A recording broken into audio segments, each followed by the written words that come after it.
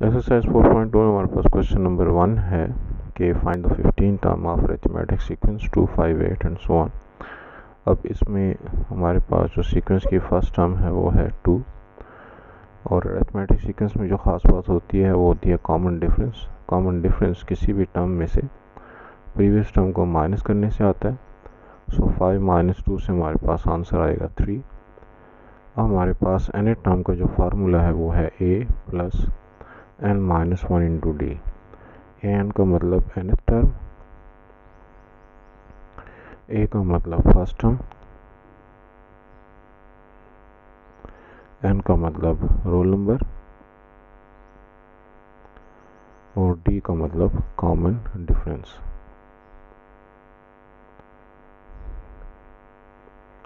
इस फार्मूले के मुताबिक अगर हमको a15 की वैल्यू मालूम करनी है तो n की बजाय हम 15 लिखेंगे, a की बजाय first term of the sequence जो कि हमारे पास 2 है एक्सक्यूज मी, n की बजाय 15 माइनस 1 जो है वो एज इट इज़, और d की वैल्यू हमारे पास 3 है। सिंप्लीफाई करने से हमारे पास आता है 2 प्लस 15 माइनस 1 14। 14 को हम 3 के साथ मल्टीप्लाई करेंगे तो 4 टाइम 3 इज़ 12 और 3 टाइम 1 इज़ 3, 42, जिससे हमारा आंसर आ जाएगा 44। इसका मतलब ये हुआ कि रोल नंबर 15 पर हमारे पास इस सीक्वेंस में जो टर्म है वो 44 है। एक्सरसाइज 4.2 में हमारे पास क्वेश्चन नंबर 2 है, first term of the arithmetic sequence is 8। इसका मतलब ये हुआ कि हमारे पास जो a1 है उसकी वैल्यू है 8 एंड 21 यानी कि a21 जो है वो 108 है, और हमें 7 टर्म मालूम करनी है। तो अगर हम इन दो इक्वेशंस की मदद से कॉमन डिफरेंस मालूम कर लें तो हम किसी भी टर्म को आसानी से मालूम कर सकते हैं। इनफैक्ट ये जो लास्ट टर्म है इसकी मदद से हम अरिथमेटिक डिफरेंस जो है सीक्वेंस का वो मालूम कर सकते हैं। n is equal to a plus n minus 1 into d. इसमें अगर मैं n की वैल्यू 21 पुट करता हूँ और a की वैल्यू जो है वो 8 पुट करता हूँ, यहाँ पे भी n की वैल्यू 21 माइनस 1 और d की वैल्यू जो हम मालूम करना चाह रहे हैं, a21 की वैल्यू हमारे पास है 108 और यहाँ पे 8, 21 माइनस 1 से हमारे पास आंसर आएगा 20। तो 108 माइनस 8 इक्वल्स टू 20d, जिससे हमारे पास 108 माइनस 8 से 100 आंसर आ गया। 20 यहाँ पे आके 100 को डिवाइड कर देगा, यहाँ से हमारे पास d की वैल्यू आ गई 5। ये जो हमारे पास d की वैल्यू आई है इसको अब हम इस्तेमाल कर सकते हैं किसी भी टर्म को मालूम करने खातिर। अगर अब मुझे a7 मालूम करना है तो a7 is equal to a plus 7 minus 1 into D.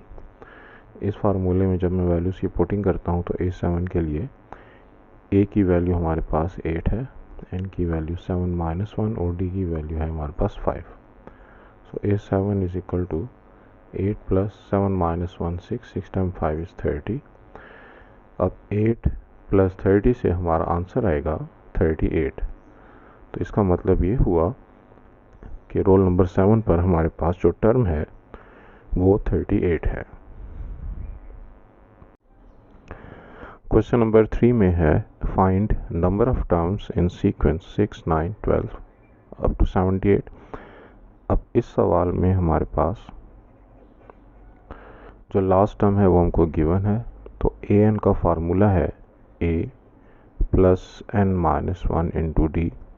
तो n टर्म हमारे पास 78 हो गई जो कि लास्ट टर्म है, a हमारे पास फर्स्ट टर्म हो गई जो कि 6 है, n की वैल्यू हमने मालूम करनी है, n इस 78 का रोल नंबर है तो ये हमने मालूम करना है। d की वैल्यू हम किसी भी टर्म में से प्रीवियस टर्म को माइनस करके फाइंड कर सकते हैं।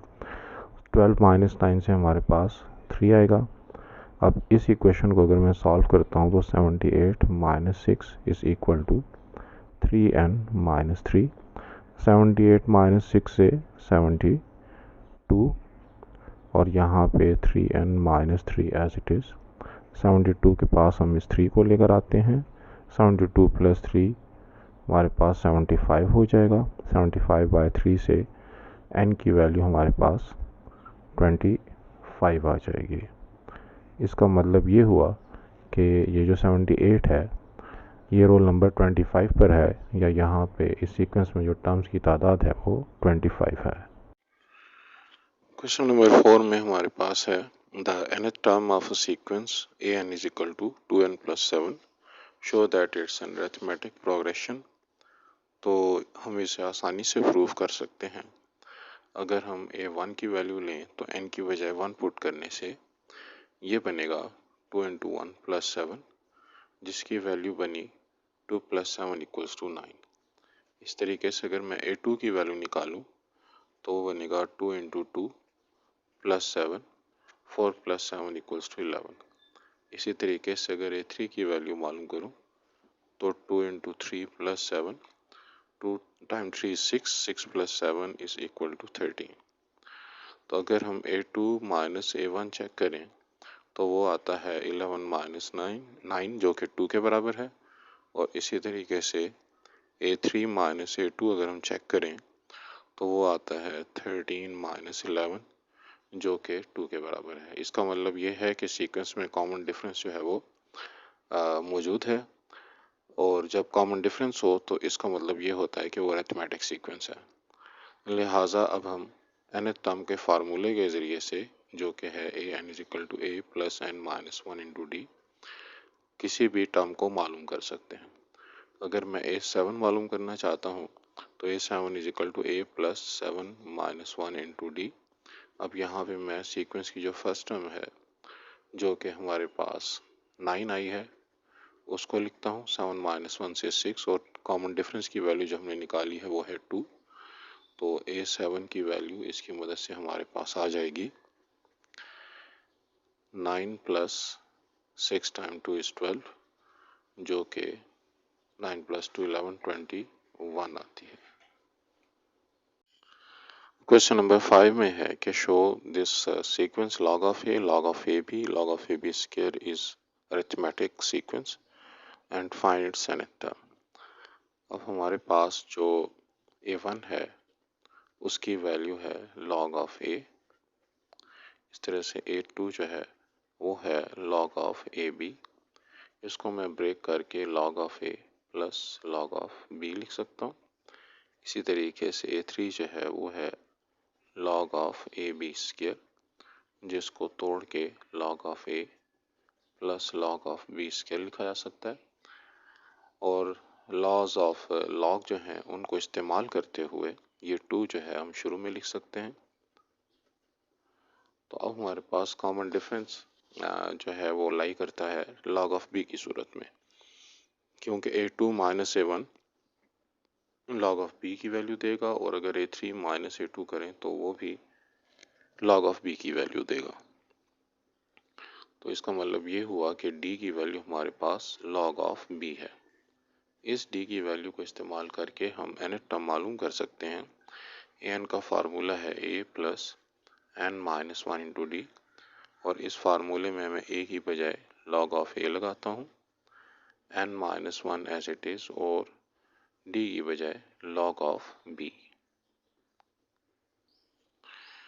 इस n माइनस 1 को मैं लॉज ऑफ लॉग को इस्तेमाल करते हुए b की पावर बना सकता हूँ, जिससे ये बनेगा an is equal to log of a plus log of b power n minus 1।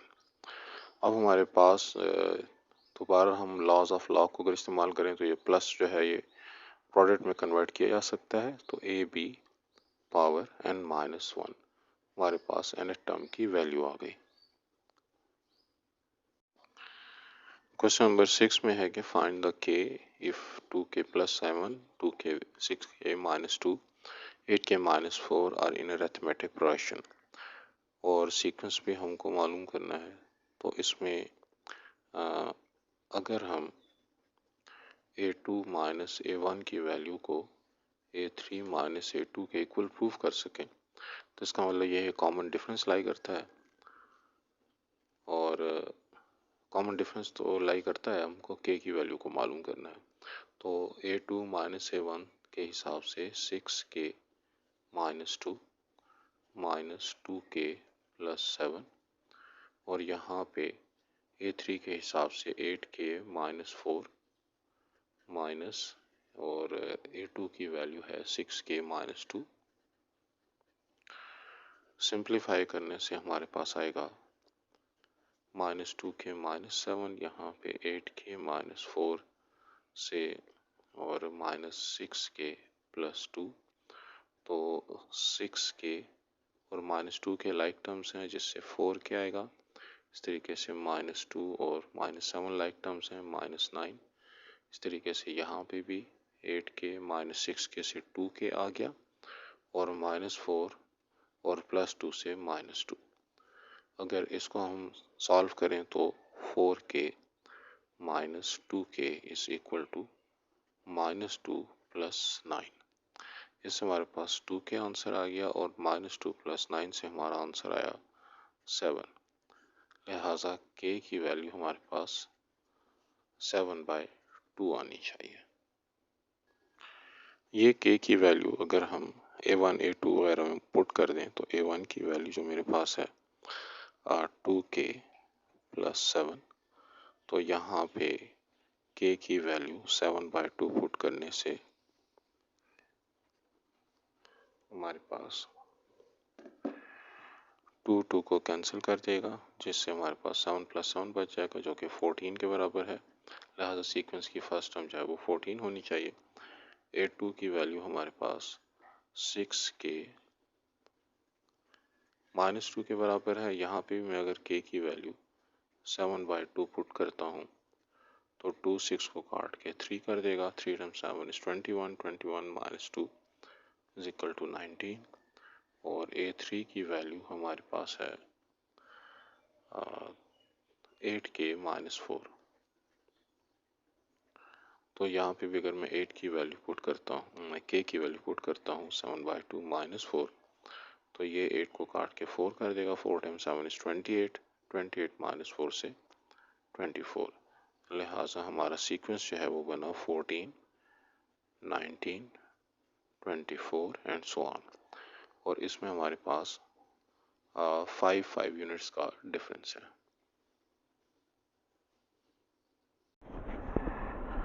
Question number 7 में हमको गिवन है A6 और A4 जो है वो 6 के इक्वल है। A6 माइनस 4 2/3 के इक्वल हमें सीक्वेंस मालूम करना है। सबसे पहले तो जो दो इक्वेशंस हैं A6 और A4, इनकी मैं नंबरिंग कर देता हूँ। ये पहली इक्वेशन हो गई। A6 माइनस A4 2/3 ये दूसरी इक्वेशन हो गई। अगर मैं दोनों इक्वेशंस को आपस में ऐड कर दूँ तो ये दोनों आपस में कैंसिल हो गए। A6 और A6 से हमारे पास 2A6 आ जाएगा, और राइट साइड पर 6 और 2/3 ऐड हो जाएंगे, तो 2A6 की वैल्यू मेरे पास आ गई 3। अगर हम एलसीएम ले लें तो हमारे पास यहाँ पे 6 टाइम्स 3 इज़ 18, और यहाँ पे 2, जिससे मेरे पास 18 प्लस 2 20, 20/3, और A6 की वैल्यू मेरे पास आ गई 20/3 डिवाइडेड बाई 2, जिससे 10/3 मेरे पास A6 की वैल्यू आ गई। ये वाली वैल्यू अगर मैं किसी इक्वेशन के अंदर पुट कर लूँ, लेट से 1 में पुट कर दूँ, तो पुट इन 1 में पुट करने से 10/3 plus A4 is equal to 6 हो जाएगा, जिससे A4 की वैल्यू जो है वो हम निकाल सकते हैं 6 माइनस 10/3। इससे हमारे पास 3 एलसीएम हो गया। 6 times 3 is 18, 18 minus 10 which is equal to 8/3। अब A4 की वैल्यू निकालने के बाद जो मेरे पास A6 और A4 की वैल्यू आई है, इनकी मदद से मैं A और D की वैल्यू को मालूम करने की कोशिश करूँगा। तो AN का फार्मूला जो है वो है हमारे पास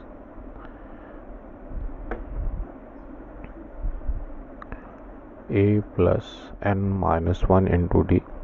इसके अंदर जब मैं A6 की वैल्यू पुट करता हूँ जो कि मेरे पास है 10/3। तो A6 is equal to A plus 6 minus 1 into d, और A6 की वैल्यू मेरे पास 10/3 है। यहाँ से A प्लस 6 माइनस 1 5D हो जाएगा। इसको हम इक्वेशन नंबर 3 कर देते हैं। और इसी तरीके से जो मेरे पास A4 की वैल्यू थी 8/3, उस वैल्यू को भी हम इस्तेमाल करते हैं। तो A4 is equal to A plus 4 minus 1 into d, और यहाँ पे A4 की वैल्यू हमने निकाली हुई है 8/3, सो A प्लस 4 माइनस 1 3D। ये हमारे पास इक्वेशन 4 हो गई। तो अगर मैं 10/3 प्लस A 5D, जो कि मेरे पास इक्वेशन नंबर 3 है, ऊपर की इक्वेशन से नीचे की इक्वेशन को अगर मैं माइनस कर दूं तो मैं इसके साइन चेंज कर दूंगा, और 3 हमारा एलसीएम आ जाएगा। 8 minus 10 is equal to 3 minus 5 से माइनस 2D। 8 माइनस 10 से हमारे पास जो माइनस 2 आएगा, वो राइट साइड पे लिखे हुए -2 के साथ हम कैंसिल कर सकते हैं, लिहाजा हमारे पास d की वैल्यू 1/3 आ गई। अब d की वैल्यू की मदद से मुझे a की वैल्यू मालूम करनी है, तो मैं इसको पुट कर लेता हूँ। पुट इन 4, तो हमारे पास 8/3 is equal to a plus 3D की वैल्यू है 1/3, 3 को कैंसिल कर देगा। 8/3 minus 1 is equal to a, 3 LCM हो गया। 8 minus 3 is equal to a, जिससे a की वैल्यू हमारे पास आ गई 5/3। जब a और d दोनों की वैल्यू पता चल गई तो अब हम आसानी से सीक्वेंस को मालूम कर सकते हैं। सीक्वेंस के मुताबिक हमारे पास a plus d, a plus 2d, ये हमारा सीक्वेंस होता है। तो a की वैल्यू है हमारे पास 5/3। 5/3 में हम 1/3 ऐड करें तो 6/3। इसी तरीके से 5/3 में हम 2 इंटू 1/3 ऐड करें तो 5 प्लस 2 7, 7/3, और इस तरीके से सिलसिला चलता जाएगा। लिहाजा 5/3, 6/3, 7/3 एंड सो ऑन, ये हमारा सीक्वेंस हो गया। क्वेश्चन नंबर 8 में है कि ये 3 टर्म्स जो हैं ये अरिथमेटिक प्रोग्रेशन फॉर्म कर रही हैं, तो हमें प्रूव करने के 1/A, 1/B, 1/C भी अरिथमेटिक सीक्वेंस फॉर्म करते हैं। तो इस क्वेश्चन के सोल्यूशन में मैं अगर ये जो हमारे पास थर्ड नंबर पे टर्म है A plus B minus C divide by C, इसमें से जो सेकंड नंबर की टर्म है C plus A minus B by B, इसको सब्ट्रैक्ट करूँ तो वही आंसर आना चाहिए जो यहाँ पे सेकंड नंबर पे term C plus A minus B से डिवाइड बाय B से फर्स्ट नंबर की term B plus C minus A divide by A से आए। तो इसको हम सिंप्लीफाई करके ऐसा एक्सप्रेशन बनाएंगे कि हमारे पास 1/C minus B minus 1/B is equal to 1/B minus 1/A आए। अगर ऐसा हम कर लेते हैं तो इसका मतलब ये है कि ये तीनों टर्म्स भी एक अरिथमेटिक सीक्वेंस फॉर्म कर रहे हैं। अब इसकी खातिर मैं ये करता हूँ कि C भी यहाँ पे एलसीएम ले लेता हूँ, B एलसीएम मैं इन तीनों टर्म्स के साथ मल्टीप्लाई करता हूँ, जो हमारा क्रॉस मल्टीप्लाई वाला मेथड होता है। तो BA plus B² minus BC minus, यहाँ पे C को C के साथ मल्टीप्लाई करता हूँ तो C² plus CA minus CB। इसी तरीके से यहाँ पे भी B और A को अगर मैं एलसीएम के तौर पर लिखता हूँ तो क्रॉस मल्टीप्लाई की सूरत में AC plus A minus B के साथ मल्टीप्लाई होगा।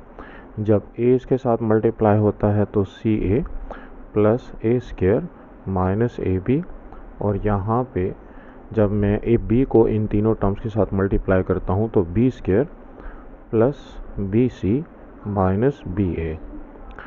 अब हमारे पास सिंप्लीफाई करने से बनेगा BA plus B² minus BC। इस ब्रैकेट को मैं ओपन कर देता हूँ, minus C² minus CA plus CB। Divided by c b. इसी तरीके से यहाँ पे भी मैं ब्रैकेट को ओपन कर देता हूँ, जिससे बनेगा C A plus A square minus A B minus B square minus B C plus B A. Minus A B और प्लस बी ए तो एक दूसरे को कैंसिल कर सकते हैं, नीचे मैं एलसीएम लिख देता हूँ। इसी तरीके से यहाँ पे भी माइनस बी सी और प्लस सी बी एक दूसरे को कैंसिल कर सकते हैं। फर्दर सिंप्लीफिकेशन में हम ये करते हैं कि हमारे पास जो बी ए और सी ए है, इसमें से अगर मैं ए कॉमन ले लूँ तो ब्रैकेट के अंदर बी माइनस ए रह जाएगा, और यहाँ पे हमारे पास जो बी स्क्र और सी स्क्र है, इन दोनों का अगर मैं फैक्टर्स बना दूँ तो बी प्लस सी और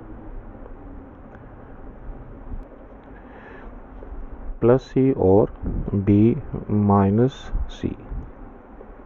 अच्छा, यहाँ पे मुझसे गलती हुई कि बी ए और सी ए में से जब ए हमने कॉमन लिया तो यहाँ पे बी माइनस ए की बजाय मेरे पास सी आता है, डिवाइडेड बाय सी बी। इसी तरीके से जो राइट साइड है उसमें भी मैं बी ए जो एलसीएम है वो एज इट इज़, और यहाँ पे जो सी ए और बी सी है इसमें से मेरे पास सी कॉमन आता है।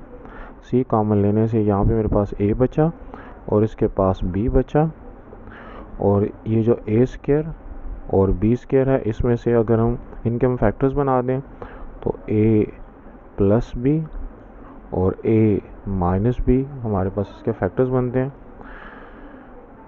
अब हमारे पास यहाँ पे b माइनस सी हम कॉमन ले सकते हैं। b माइनस सी कॉमन लेने से ब्रैकेट के अंदर हमारे पास बचेगा यहाँ पे a और यहाँ पे b plus c divided by c B.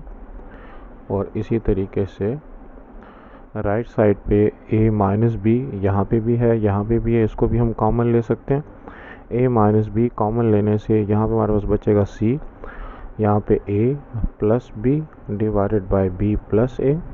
अब ये c plus a plus b यहाँ पे भी है, प्लस b प्लस c यहाँ पे भी है, ये दोनों साइड से कैंसिल हो जाएगा। और अब मैं b के नीचे ये सी बी लिख देता हूँ, c के नीचे भी ये सी बी लिख देता हूँ, और राइट साइड पे जो मेरे पास वैल्यू है बी ए वो मैं a के नीचे लिख देता हूँ, a by B A minus b by B A. तो कैंसलेशन से मेरे पास बनेगा 1 by C minus 1 by B is equal to 1 by B minus 1 by A. और यही हम प्रूव करना चाह रहे थे कि 1 by C minus 1 by B का वही आंसर है जो 1 बाय बी माइनस 1 बाय ए का है, जिसका मतलब ये हुआ कि ये तीनों टर्म्स अरिथमेटिक सीक्वेंस फॉर्म करती हैं। तो जो रिज़ल्ट हम चाहते थे वो प्रूव हो गया। क्वेश्चन नंबर 9 में है कि बॉल जो है वो फर्स्ट सेकंड में कवर करती है 24 मीटर, और इसी तरीके से हमारे पास जो दूसरा सेकंड है उसमें कवर होता है 21 मीटर, और जो तीसरा सेकंड है उसमें कवर होता है 18 मीटर। तो यहाँ पर एक पैटर्न बन रहा है कि A2 माइनस A1 से हमारे पास आता है 21 माइनस 24 जो कि -3 के बराबर है। इसी तरीके से A3 माइनस A2 से भी 18 माइनस 21 आता है जो कि -3 के बराबर है। इसका मतलब ये है कि कॉमन डिफरेंस जो है वो हमारे पास लाई करता है। तो हम इसके हिसाब से 8 टर्म अगर मालूम करना चाहते हैं तो अरिथमेटिक सीक्वेंस के सबसे पहले तो हम इनका फार्मूला लिख लेते हैं जो कि है an is equal to a plus n minus 1 into d. इस फार्मूले में अब चूँकि मुझे 8 टर्म मालूम करनी है, लिहाजा a8 equals to a plus 8 minus 1 into D.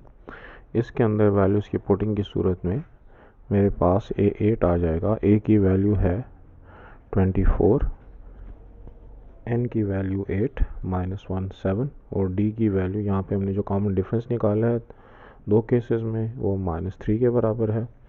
इसको सॉल्व करने से हमारे पास a8 की वैल्यू आती है 24 7 इंटू -21, लिहाजा 24 -21 से 3 आंसर आ गया। इसका मतलब ये हुआ कि रोल नंबर 8 पर 3 एग्जिस्ट करता है। इसका मतलब ये हुआ कि 8 सेकंड में हमारे पास जो डिस्टेंस कवर हो रहा है वो 3 मीटर है।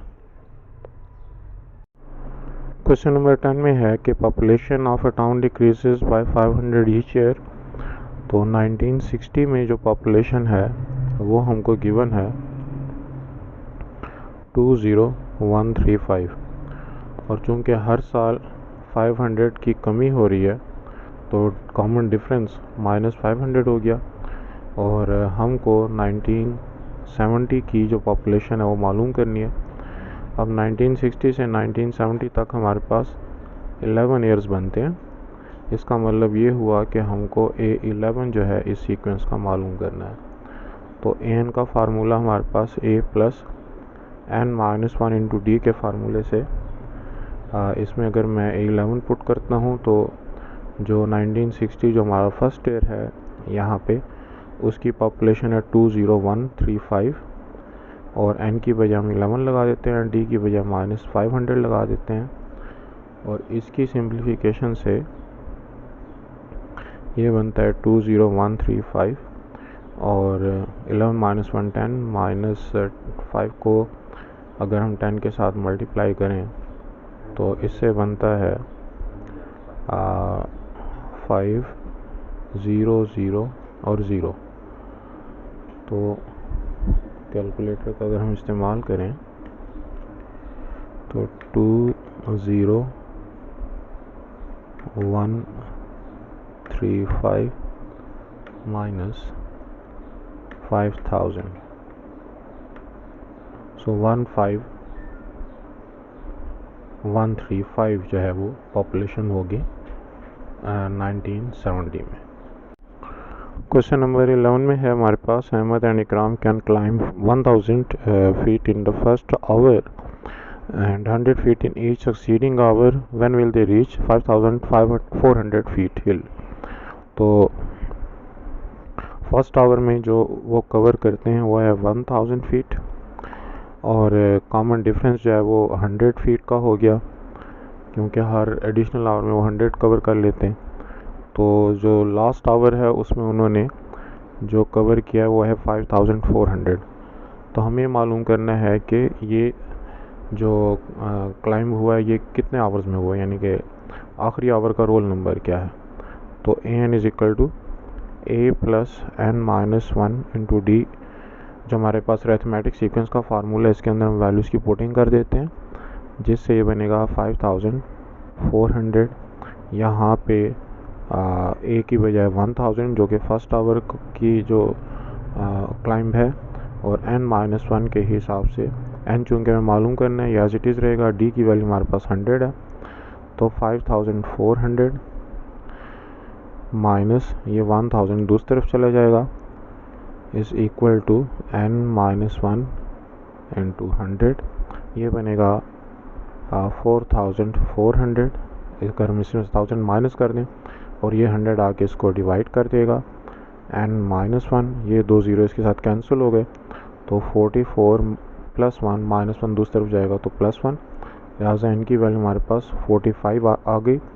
देखिए 45 आवर्स में ये जो हमारे पास 5400 की हाइट है ये कंप्लीट हो जाएगी। क्वेश्चन नंबर 12 में है कि जो उसकी स्टार्टिंग सैलरी है फर्स्ट ईयर में वो है $3500, और जो उसको एनुअल इंक्रीमेंट मिल रहा है 750 का, हर साल ये इजाफ़ा हो जाएगा। तो जो 21st ईयर पे उसकी सैलरी होगी वो हमको मालूम करनी है।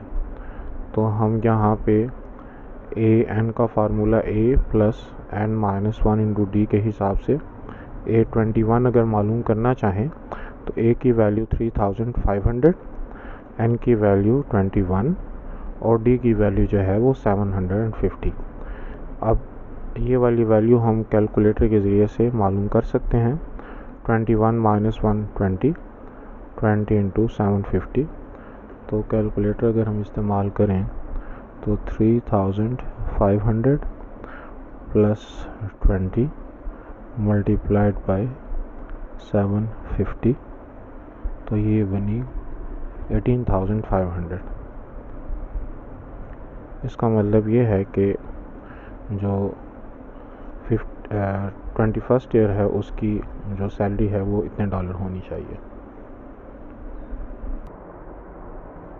और इसके साथ हम डॉलर का साइन करवा दें। क्वेश्चन नंबर 13 में है कि हमें 13 और 18 का अरिथमेटिक मीन मालूम करना है। अरिथमेटिक मीन के लिए हमारे पास जो फार्मूला है वो है a plus b divided by 2। a की वैल्यू यहाँ पे 12 है, b की वैल्यू 18 है। ये वाली वैल्यूज़ अगर हम इस फार्मूले में पुट करते हैं तो 12 प्लस 18 डिवाइडेड बाई 2 से ये बनेगा 30 divide by 2 which gives us 15। इसका मतलब ये हुआ कि इन दोनों वैल्यूज़ 12 और 18 के लिए अरिथमेटिक मीन जो है वो 15 है। क्वेश्चन नंबर 14 में है find 3 arithmetic means between 6 and 41। इसका मतलब ये हुआ कि रोल नंबर 1 पे हमारे पास 6 है, उसके बाद हमने 3 अरिथमेटिक मीन्स मालूम करने हैं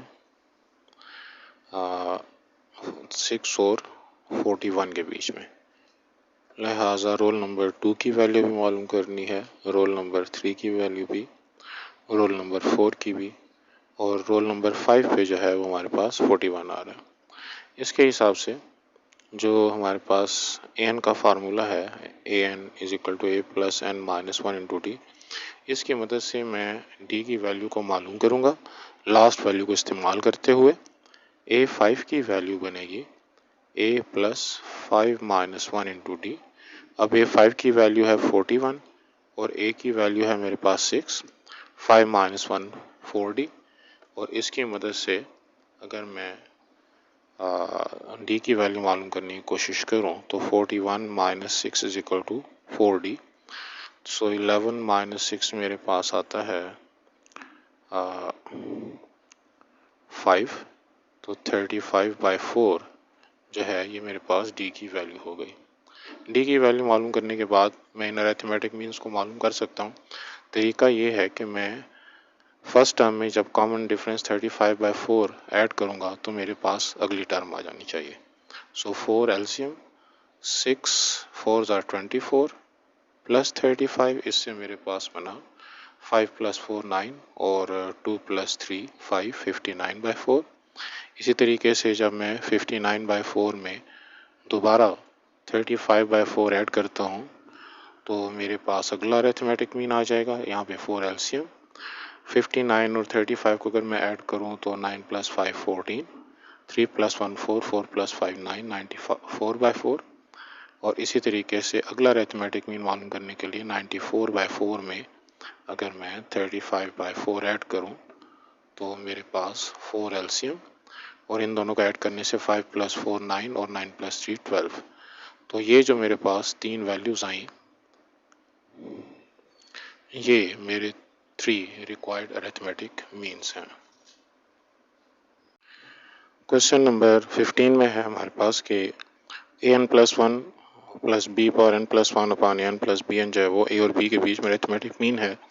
हमें n की वैल्यू मालूम करनी है। अरिथमेटिक मीन का जो नॉर्मल फार्मूला है वो है a plus b divided by 2, लेकिन हमें जो वैल्यू गिवन है वो है an plus 1 plus b power n plus 1 over an plus b n is equal to a plus b divided by 2। अब यहाँ से n की वैल्यू निकालने के लिए अगर हम क्रॉस मल्टीप्लाई कर लें तो ये बनेगा 2an plus 1 plus 2b power n plus 1। ये मैंने 2 को इन दोनों वैल्यू के साथ मल्टीप्लाई कर दिया।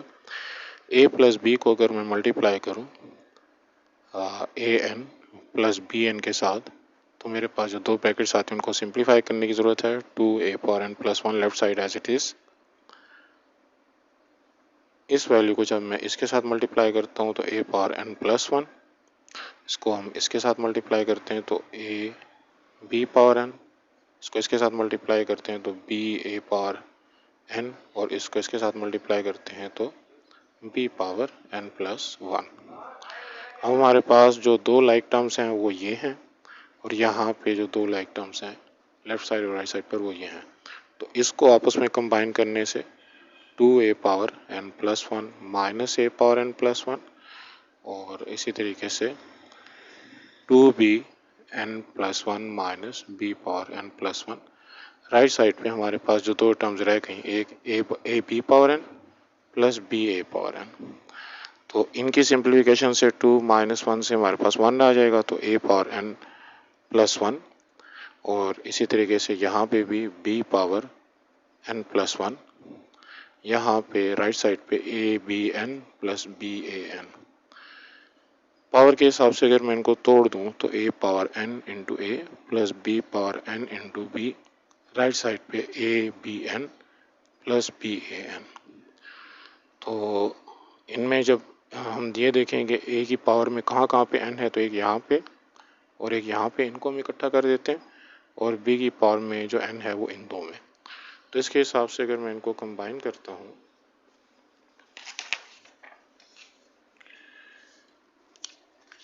तो मेरे पास बनता है a n a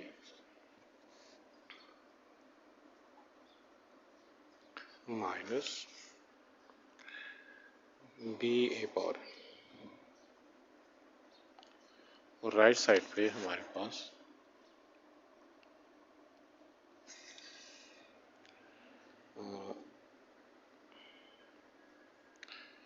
A B N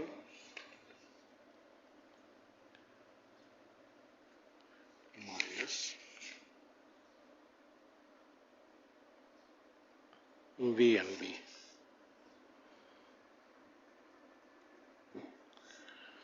तो अब मैं लेफ्ट साइड पे n कॉमन ले सकता हूँ, यहाँ पे माइनस बी रह जाएगा, यहाँ पे b पावर n कॉमन ले सकता हूँ, यहाँ पे भी माइनस बी रह जाएगा। a माइनस बी दोनों साइड से हम कैंसिल कर सकते हैं, और अब dividing both sides by b power n, तो यहाँ पे 1 रह जाएगा। मैं दोनों साइड से b पावर n सेपरेट भी कर सकता था, लेकिन ये हमने क्या किया, dividing by b power n। तो a n divide by b n अगर 1 के बराबर है तो हम इसको लिख सकते हैं a by b whole power n is equal to 1। लेकिन कोई वैल्यू 1 के बराबर कब होती है, जब उसकी पावर 0 के बराबर हो।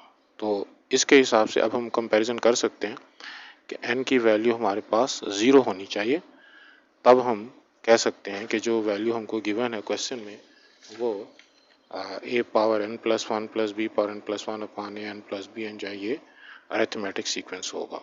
तो इसके हिसाब से हमारे पास जो n की रिक्वायर्ड वैल्यू है वो 0 होनी चाहिए। क्वेश्चन नंबर 16 में है कि हमें 5 और 8 के बीच में 5 अरिथमेटिक मीन इंसर्ट करनी है। तो इसकी खातिर रोल नंबर 1 पे हमारे पास 5 है, और 5 अरिथमेटिक मीन्स तो 5 क्वेश्चन मार्क में लगा देता हूँ, 1 2 3 4 5। और इसके जो बीच में जो आप इसके बाद हमारे पास वैल्यू आएगी वो है 8। तो 5 और 8 के बीच में मुझे 5 अरिथमेटिक मीन इंसर्ट करने हैं, लिहाजा रोल नंबर 2 की वैल्यू, रोल नंबर 3 की value, roll number 4, roll number 5, roll number 6, और इस हिसाब से रोल नंबर 7 पे हमारा जो है 8 आ जाएगा। जो लास्ट वैल्यू है उसकी मदद से मैं अगर डी की वैल्यू मालूम करने की कोशिश करूं तो मेरे पास ए एन का फार्मूला है a plus n minus 1 into d, और इसकी मदद से मैं यहाँ पे 8 लिख देता हूँ, और जो कि लास्ट टर्म है, फर्स्ट टर्म 5 है, n की बजाय चूँकि 8 का रोल नंबर क्या है 7 माइनस 1, और डी हमको मालूम करना है। 8 minus 5 is equal to 7 minus 1 से 6 आ जाएगा 60। 8 माइनस 5 3 हो गया, 3 by 6 is equal to d, जिससे डी की वैल्यू हमारे पास 1/2 आ गई, क्योंकि 3 और 6 एक दूसरे को कैंसिल करके 1/2 बनाते हैं। अब 5 में जब मैं 1/2 ऐड करता हूँ तो मेरे पास आएगा 5 टाइम 2 इज 10, 10 प्लस 1 11, 11/2 जो कि मेरा पहला अरिथमेटिक मीन हो गया। 11/2 में दोबारा मैं 1/2 अगर ऐड करता हूँ तो मेरे पास 12/2। इसी तरीके से मैं अगर 1/2 ऐड करता जाऊँ तो मेरे पास नेक्स्ट टर्म्स आती जाएंगी। तो 12/2 में 1/2 अगर ऐड करूँ तो 13/2। इसी तरीके से दोबारा 13/2 में 1/2 ऐड करूँ तो 14/2, 14/2 में 1/2 ऐड करूँ तो 15/2। इसका मतलब ये हुआ कि जो मेरे रिक्वायर्ड अरिथमेटिक मीन थे वो हो गए 11/2, 12/2, 13/2, 14/2 एंड 15/2। अब मुझे ये शो करना है कि इनका जो सम है, अगर मैं इनका सम निकालूं तो सम मेरे पास न्यूमरेटर्स का सम आ जाएगा। तो 5 + 4 9, 9 + 3 12, 12 + 2 14, 14 + 1 15, 1 + 1 2, 2 + 1 3, 3 + 1 4, 4 + 1 5, 5 + 1 6, 65/2 इन सब का मेरे पास सम आता है। और हमने ये प्रूव करना है कि इनके 5 और 8 के बीच में अरिथमेटिक मीन्स का 5 टाइम्स है। तो अगर मैं अरिथमेटिक मीन निकालता हूँ 5 और 8 के बीच में तो बनेगा 5 + 8 / 2 जो कि 13/2 आता है। अगर मैं 13/2 को 5 से मल्टीप्लाई करूँ तो मेरे पास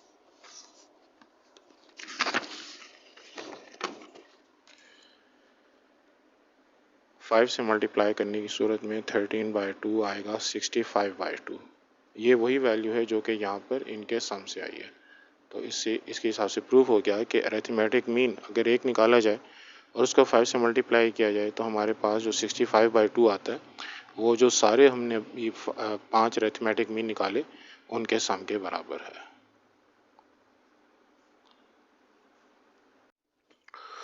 क्वेश्चन 17 में है कि there are n arithmetic means between 5 and 32।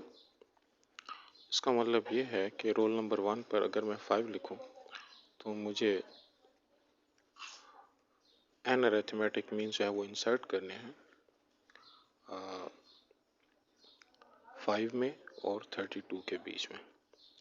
जो मेरा पहला अरिथमेटिक मीन होगा इसका रोल नंबर 2 होगा, दूसरा अरिथमेटिक मीन इसका रोल नंबर 3 होगा, तीसरा अरिथमेटिक मीन इसका रोल नंबर 4 होगा, nth अरिथमेटिक मीन का रोल नंबर n+1 होगा और 32 का रोल नंबर n+2 होगा। तो इसके हिसाब से जो भी मेरे पास अरिथमेटिक मीन है उसका ओरिजिनल रोल नंबर जो है वो सीक्वेंस के हिसाब से उससे एक ज़्यादा है। अब हमें जो गिवन है वो ये है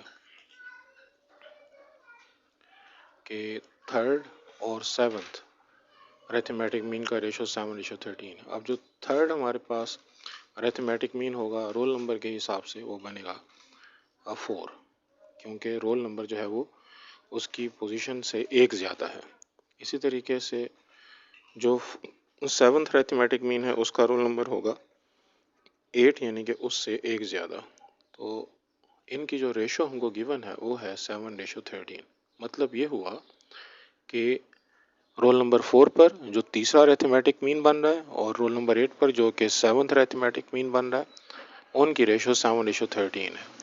तो मैं इसके हिसाब से जो इक्वेशन बनाता हूँ A4 क्या होता है a + n-1 के हिसाब से a + 3d, और A8 क्या होता है a + n-1 के हिसाब से a + 8 - 1 यानी कि 7d = 7/13। ये हमारी इक्वेशन बन गई। और ये हमने कहाँ से बनाई?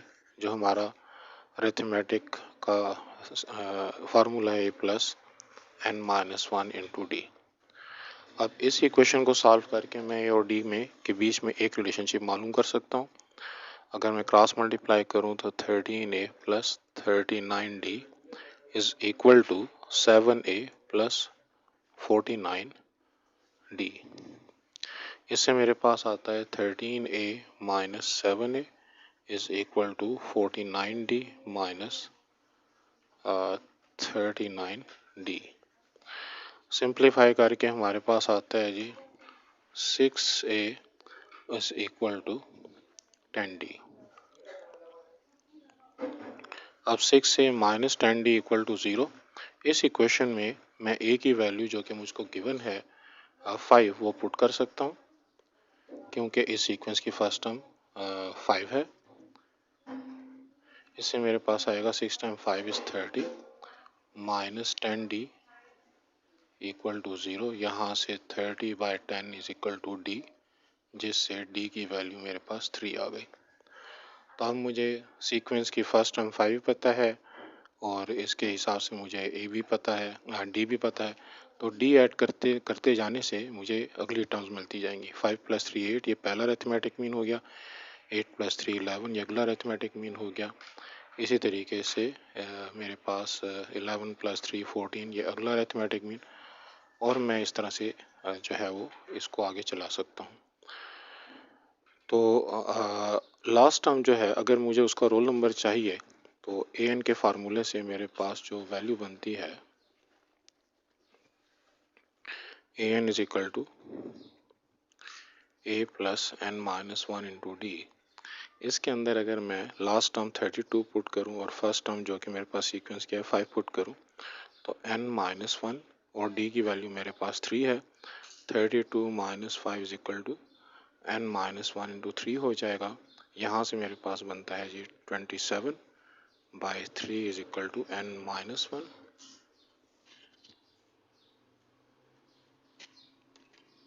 और अब जो मेरे पास वैल्यू बनी वो बनी 9 -1 को मैं दूसरी तरफ ले जाता हूँ +1, लिहाजा n की वैल्यू मेरे पास 10 बन गई। इसका मतलब ये है कि इस सीक्वेंस में हमारे पास टोटल 10 वैल्यूज़ आ रही हैं, लेकिन उनमें से 8 जो हैं वो अरिथमेटिक मीन्स हुए, क्योंकि 5 का रोल नंबर 1 है, 32 का रोल नंबर जो आखिरी टर्म है उसका भी हमने रोल नंबर निकाला वो 10 आ रहा है। तो there are 8 arithmetic means between 5 and 32।